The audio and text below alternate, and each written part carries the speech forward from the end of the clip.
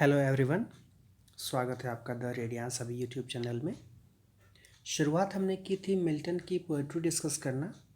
उसमें एक फ़ेज़ हमने डिस्कस कर लिया था, दूसरे फ़ेज़ की हमने शुरुआत कर ली थी जो 1660 से 74 के बीच का है। रिस्टोरेशन के बाद वाला फ़ेज़ मिल्टन के लास्ट ईयर्स का जो फ़ेज़ है। आज बात करेंगे इस फेज़ में हम थोड़ा पैराडाइज लॉस्ट की और सैमसन एगन्स्टिस की। The great work of this time is paradise lost. इस समय का जो एक कह सकते हैं कि मिल्टन का मैग्नम ऑपस ही है ये, greatest work of art, paradise lost. It was begun as early as 1658 and issued in 1667. शुरुआत तो हो गई थी 1658 में ही इसकी, लेकिन इसको आने में 1667 यानी लगभग 9 साल लग गए. At first, it was divided into 10 books or parts, but in the second edition, it was redivided into 12. Question आता है, पैराडाइज लॉस्ट कितने भागों में है, कितने नंबर ऑफ बुक्स हैं. यहाँ बुक का मतलब किताब नहीं है, यहाँ बुक का मतलब एक तरह से आप कह लीजिए कि एक डिवीज़न है. जैसे कैंटो होता है एक डिवीज़न. अगर आप the rape of the lock पढ़ेंगे अलेक्जेंडर पोप का, वो कि एक तरह से मॉक एपिक है, तो कैंटोस में डिवाइडेड है. यहाँ मिल्टन का जो ये एपिक है पैराडाइज लॉस्ट, ये बुक्स में डिवाइडेड है और नंबर ऑफ बुक्स कितनी है, 12. लेकिन इनिशियली 10 बुक में ही डिवाइडेड, 10 बुक्स में ही डिवाइडेड था पैराडाइज लॉस्ट. लेकिन सेकेंड एडिशन में नंबर ऑफ बुक्स कितने हो गए, 12. In form it follows the strict unity of the classical epic. कह रहे हैं अगर इसके फॉर्म की बात करें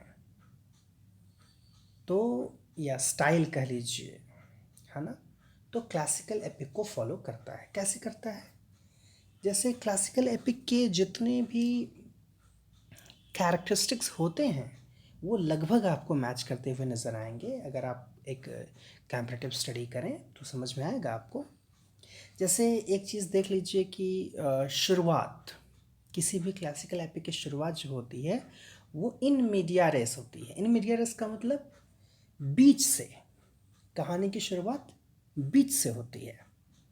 ठीक है, उसी तरह से इसमें भी आप देखेंगे पैराडाइज लॉस्ट में भी आप शुरुआत वैसे ही देखेंगे. सैटर्न का डिस्क्रिप्शन देखेंगे, ल्यूसीफर का, कि कैसे वो जो है प्लान कर रहा है गॉड के अगेंस्ट, गॉड की क्रिएशन के अगेंस्ट, कि गॉड को अगर तकलीफ़ पहुंचानी है, उसको उनको हराना है, तो उनके बच्चों यानी ह्यूमंस को अगर पजेस कर लिया जाए तो गॉड से बदला लिया जा सकता है, रिवेंज लिया जा सकता है.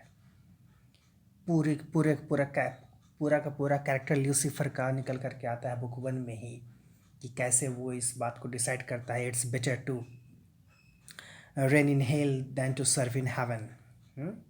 कैसे नरक में रह करके राजा बनना ज़्यादा बेहतर है दैन कि स्वर्ग में जा कर के नौकर बना जाए.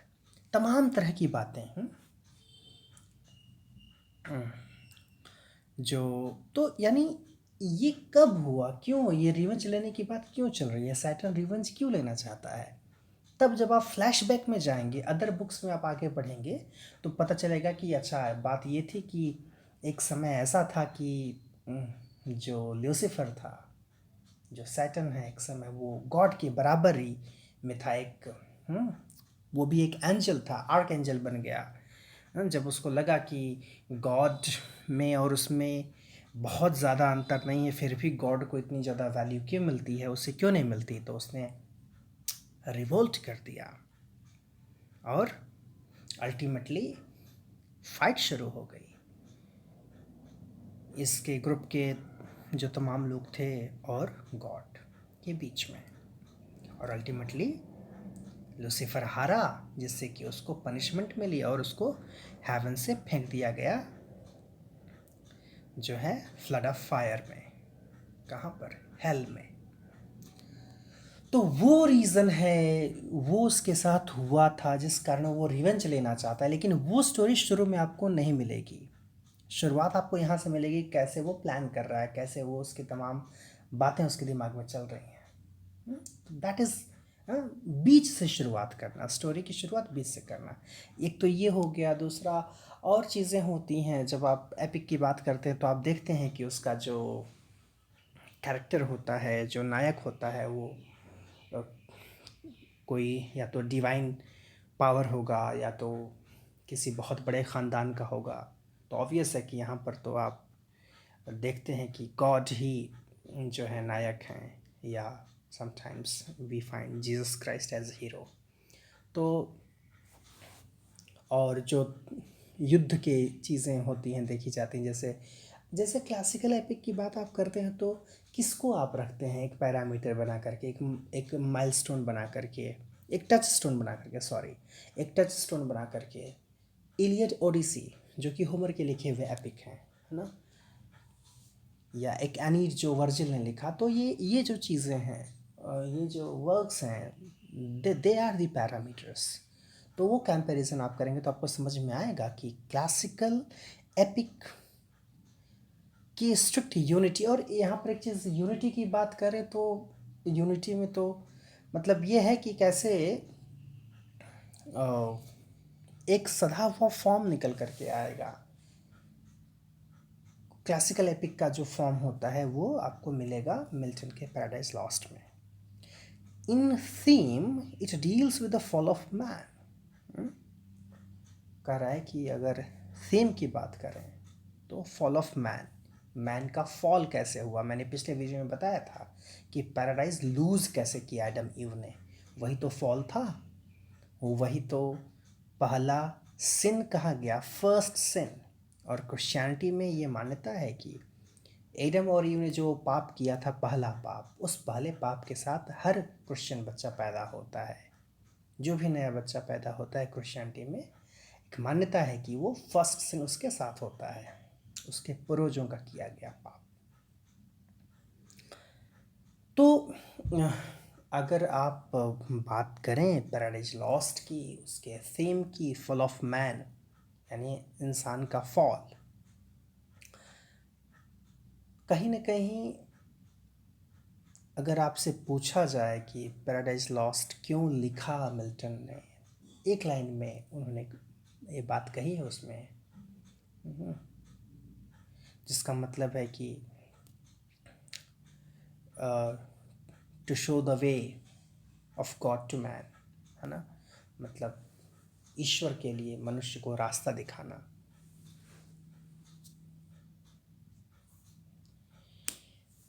It deals with the fall of man but by means of introduced narratives। लेकिन इसमें जो तमाम नैरेटिव्स हैं उसमें क्या आपको देखने को मिलेगा? It covers the rebellion of Lucifer in heaven, जिसकी बात मैंने की अभी। इसमें क्या क्या चीज़ें कवर किया है उन्होंने? लूसीफर ने कैसे रिवोल्ट किया, कैसे वो रिबेल बन गया हेवन में, क्यों बना मैंने बताया। द सेलेस्टियल वॉरफेयर, सेलेस्टियल आकाशीय, जो युद्ध हुआ गॉड और लूसीफर के बीच। And the expulsion of the rebels, rebels का मतलब वो सारे एंजल्स जो आर्क एंजल के साथ थे, यानी जो लूसीफर के साथ थे गॉड के अगेंस्ट, उन सबको कैसे एक्सपेल किया गया हेवन से। In conception the poem is spacious and commanding. बात करें अगर कॉन्सेप्ट की तो ऑब्वियस है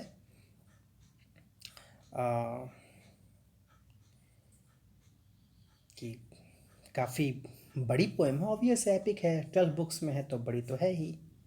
it is sumptuously adorned with all the details। Sumptuously का मतलब होता है enriched, you can say, magnificently। It is sumptuously adorned with all the detail that Milton's rich imagination, fed with classical and biblical lore, can suggest। मतलब imagination का बहुत अच्छा put मिलेगा आपको इसमें, और क्लासिकल और बिब्लिकल लोर, जो तमाम कहानियाँ हैं, क्लासिकल और बाइबल की कहानियाँ, और एक उन सबका जो है एक अमेलगमेशन, एक ब्लेंडिंग मिलेंगी आपको. The characters specially that of Lucifer are drawn on a gigantic scale. Lucifer का कैरेक्टर कह रहा है कि बहुत बड़े स्तर पर जो है पोर्ट्रे किया है मिल्टन ने. मैंने बताया था पिछले वीडियो में कि क्यों लूसीफर का कैरेक्टर इतना ज़्यादा मैग्नीफाइड है, इतना ज़्यादा बड़ा, इतना ज़्यादा महान क्यों दिखाया गया है उसको, क्योंकि अल्टीमेटली लूसीफर को महान दिखा करके लूसीफर, उस महान लूसीफर को हराने वाले गॉड उससे भी महान हो गए. And do not lack a certain tragic immensity. और कहीं कोई ट्रैजिक इमेंसिटी की कमी नज़र नहीं आएगी आपको. And the blank verse in which the work is composed is new and wonderful. और जिस तरह से ब्लैंक वर्स का यूज़ किया मिल्टन ने पैराडाइज लॉस्ट के समय, कर रहा है कि वो अपने आप में नया और बहुत ही वंडरफुल है. This type of blank verse has founded a tradition in English. और इसके बाद से तो ये ब्लैंक वर्स एक ट्रेडिशन बन गया इंग्लिश में. It has often been imitated and modified. कई बार इसको इमिटेट करने की कोशिश की जाती है, मॉडिफाई करने की कोशिश की जाती है, बट नेवर पैरेलल्ड. लेकिन कभी इनकी जोड़ का नहीं मिला कोई. यानी मिल्टन इस मामले में बेजोड़ हैं, अद्वितीय हैं, इनक्रेडिबल हैं, इनकम्पेरेबल हैं. It lacks the suppleness of the Shakespearean measure,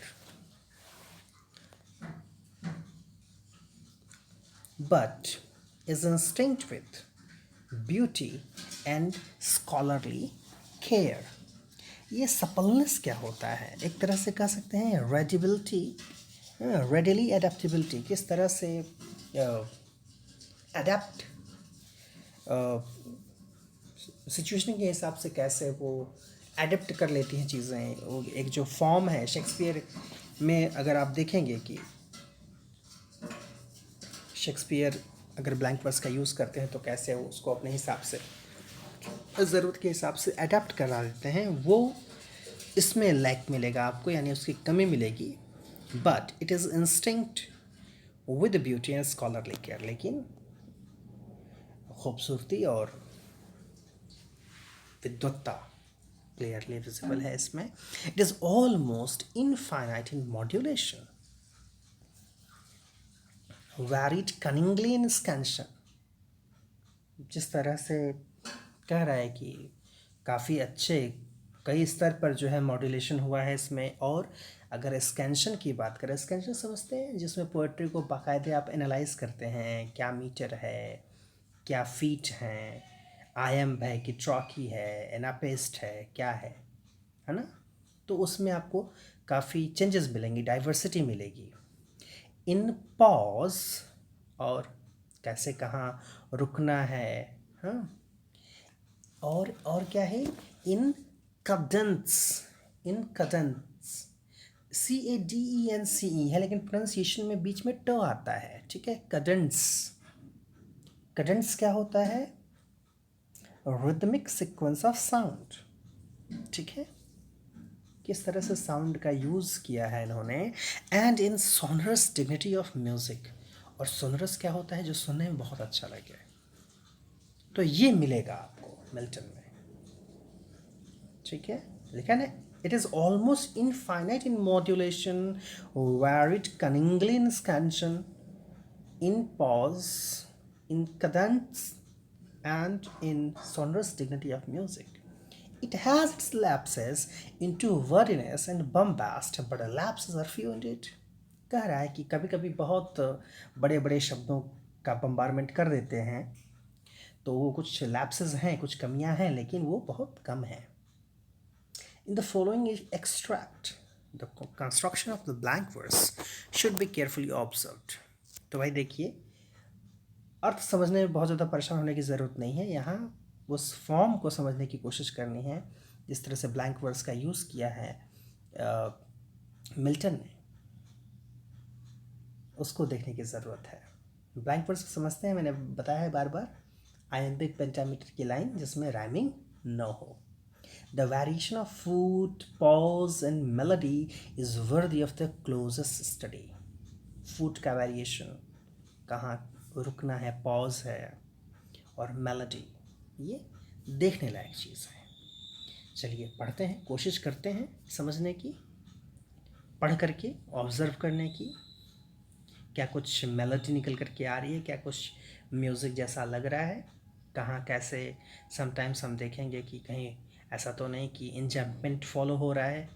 हाँ, कोई एक बात जो पूरी ना हो पाए, एक लाइन में अधूरी रह जाए, दूसरी लाइन में पूरी हो, कहाँ कैसे रुकना है. भाई जो पंक्चुएशन यूज़ होता है तो उसका कुछ मतलब होता है ना. देखिए कुछ ऐसी भी लाइन मिलेगी जिसमें आपको फुल स्टॉप बीच में मिलेगा. No sooner had the Almighty ceased, but all the multitudes of फिर से.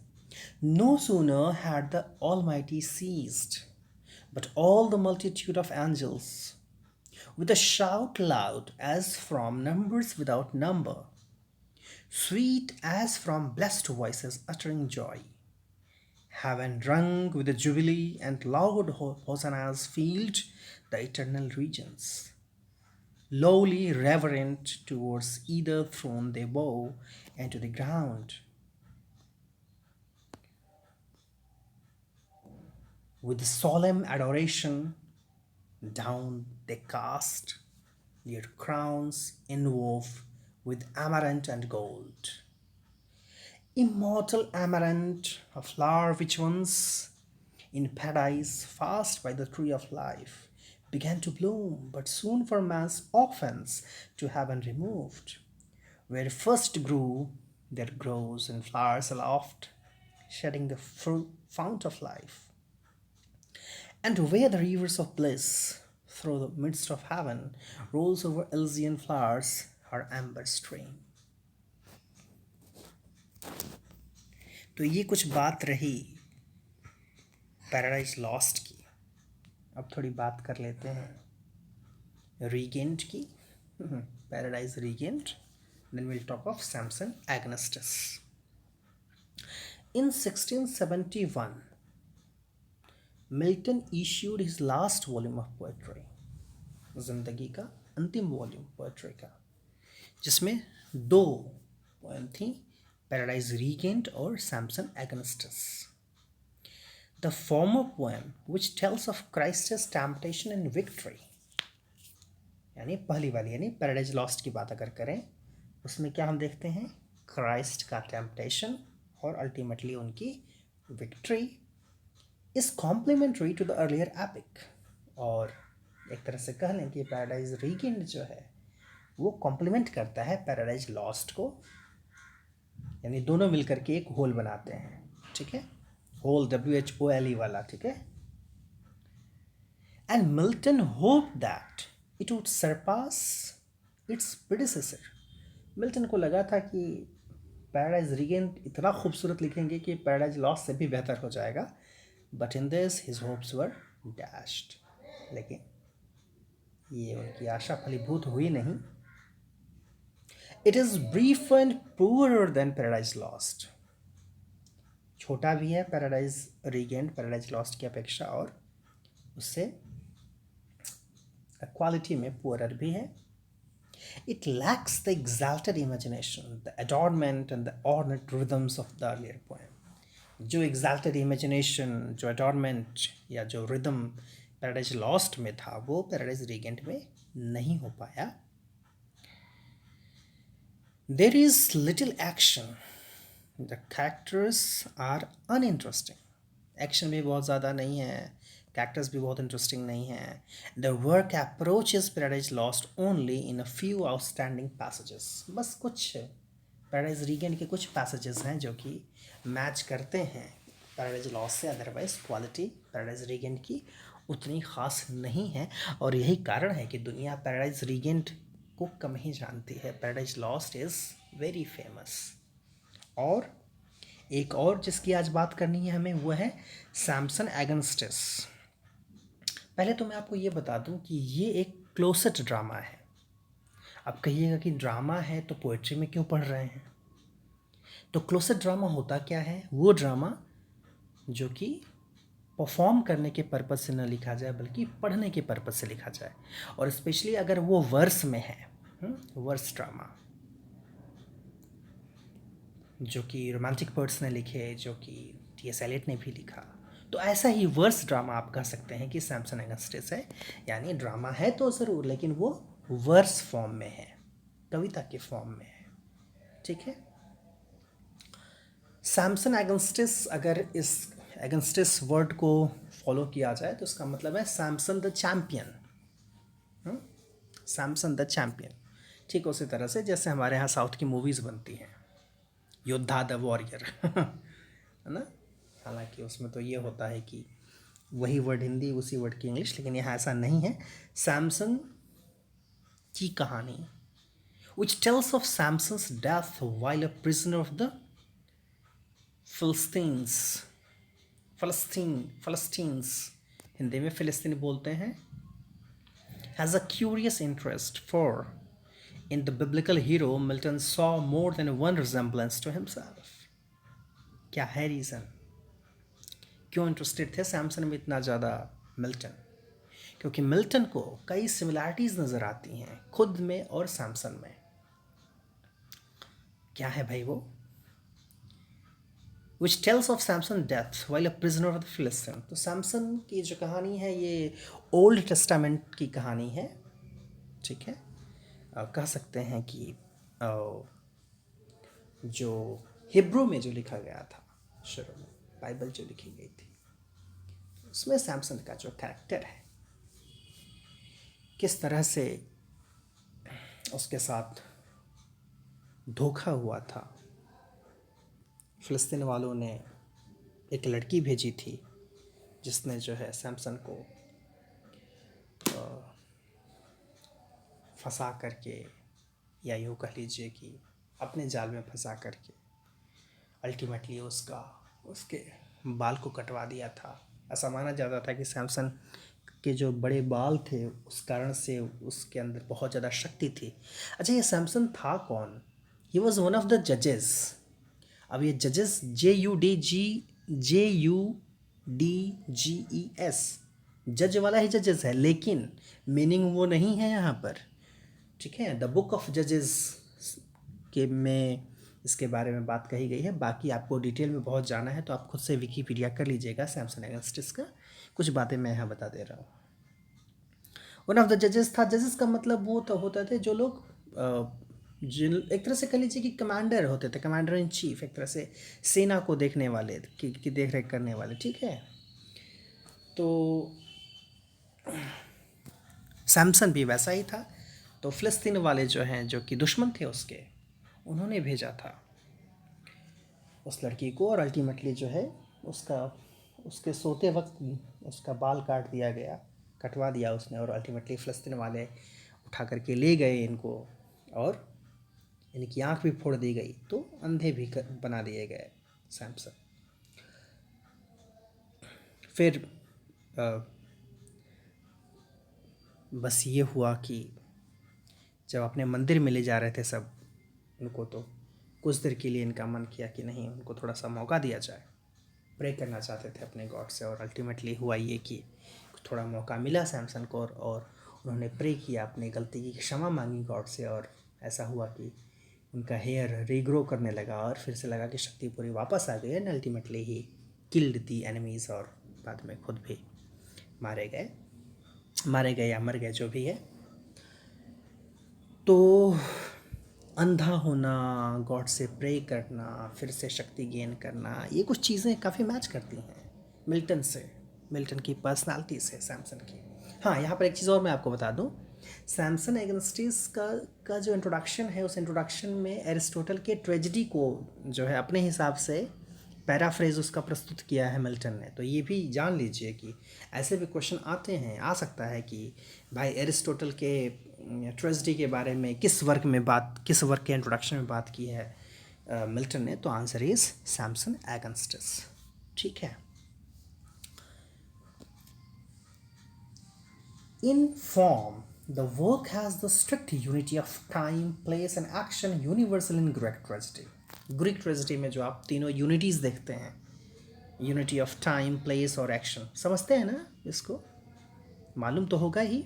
यूनिटी ऑफ टाइम में ये माना जाता है कि 24 आवर्स के बीच में भीतर जो है कि कहानी उसमें दिखाई जाती है, क्योंकि ये माना जाता है कि आप जो आर्ट, वर्क ऑफ आर्ट होता है वो कहीं ना कहीं नेचुरल लाइफ का ही एक मिरर होता है, उसका ही एक इमिटेशन होता है, तो हम उसमें बहुत ज़्यादा झूठ प्रस्तुत नहीं कर सकते। तो 24 आवर्स के भीतर की घटना को अगर हम दिखाएं तो हम यूनिटी ऑफ टाइम को फॉलो कर रहे हैं। ऐसा नहीं कि 3 घंटे में ही जो है बच्चा पैदा हुआ, जवान हो गया, बूढ़ा हो गया, मर भी गया, वो यूनिटी ऑफ टाइम नहीं है।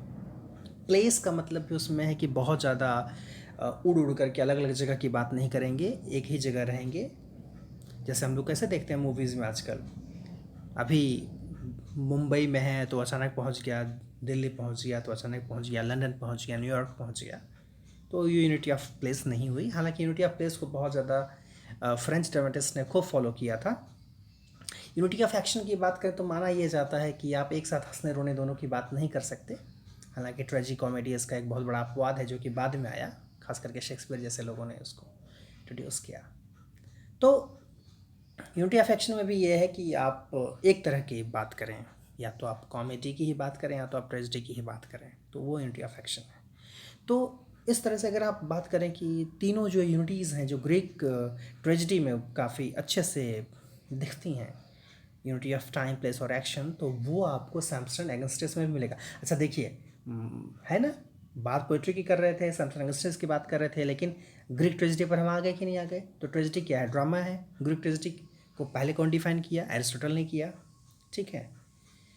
तो फॉर्म में strict unity of time, place और एक्शन क्लियरली आपको मिलेगा सैम्सन एगस्टिस में।